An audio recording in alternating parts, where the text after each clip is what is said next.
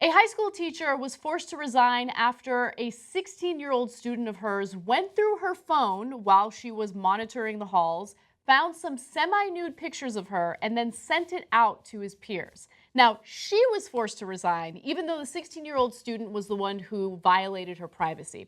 Well, the update to the story is that now he's going to face some charges for what he did. Now, let me give you some more details in what he did and how malicious he was. The student, whose name has not been released to the press, distributed the photos at school, also printing out copies with threatening messages on the back and leaving them in the teacher's mailbox at home for her husband to find. That's how malicious this kid was, right?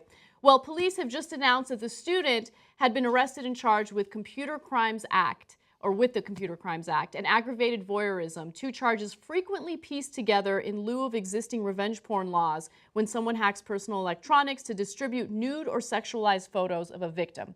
Now, why is it that she was forced to resign? Well, apparently the superintendent believed that she contributed to the delinquency of a minor because she didn't lock her phone, okay? But the police looked into this matter further, and they found out that her semi-nude photos were actually password protected on her phone. And so what he did was essentially hack into her phone, get access to these pictures, and send it to his friends. So I don't love arresting students. Suspension, expulsion is a big penalty for someone.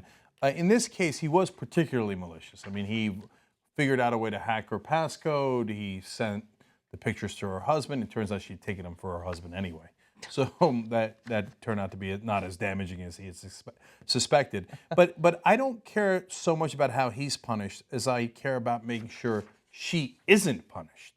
So they immediately dismissed her, which is unbelievable. So then they started an online petition. They want to get 1,000 signatures to make sure that she can get reinstated. It was her students that did this. Instead of 1,000 signatures, they got 12,526. And the superintendent of the school said it was insignificant. Irrelevant. Yes. And so it's neither one of those things. She didn't do anything wrong. It was pictures for her husband. It was on her private phone. It was password protected. She did absolutely nothing wrong.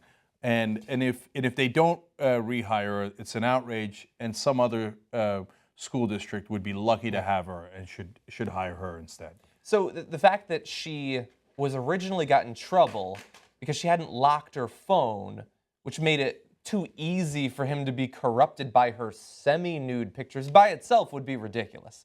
The idea that if I just leave my phone here, then I'm just forcing you to look at the disgusting photos I've taken, that's ridiculous. But then they get rid of her. Then they find out that she had actually tried to make the photos impossible to view, and he'd hacked into them. Him saying the insignificant thing, he needs to be fired. Because clearly he has some other reason that he's not stating for getting rid of her. If they were naked photos, if they were videos of her having sex, she still shouldn't have lost her job. Semi-nude photos that she password protected for her husband? This guy doesn't have the judgment to lead a school. And remember, he's a superintendent, okay? He's part of the administration, and I think leadership matters a lot when it comes to schools and the types of lessons that these schools teach these kids. Now remember, this 16-year-old isn't facing punishment from the school, he's facing punishment from the justice system. But the message that these administrators are sending right now to all of these students is, if you see a phone sitting there, you have every right to just look through it. There are no consequences for that, right? In fact, if you find something incriminating in that phone, well, then the person who has that phone, or the phone that belongs to that person should face the consequences for their actions. You're okay. It's the scavenger hunt precedent. It's crazy. One final thought. That's her private property.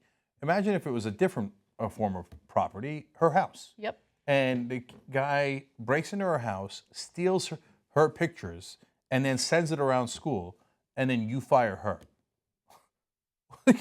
He broke into my private property and stole my stuff. Why are you firing me? I'm not allowed to have things on my private person that isn't, that students shouldn't be privy to. That makes no sense, right?